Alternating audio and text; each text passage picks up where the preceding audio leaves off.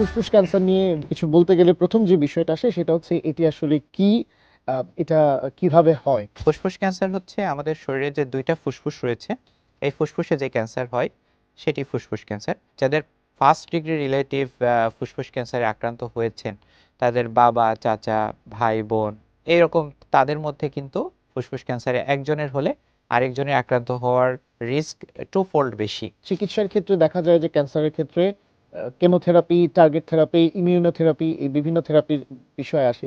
সে বিষয়ে আপনি যদি আমাদের একটু বিস্তারিত জানান। ক্যান্সার চিকিৎসার আগে যে এই জিনিসটা করা গুরুত্বপূর্ণ সেটি হচ্ছে স্টেজিং।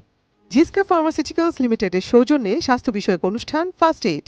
অতিথি doctor Tousifur Rahman, consultant TMSS cancer centre Bogura. বিষয় ফুসফুস ক্যান্সার ইমিউনোথেরাপি।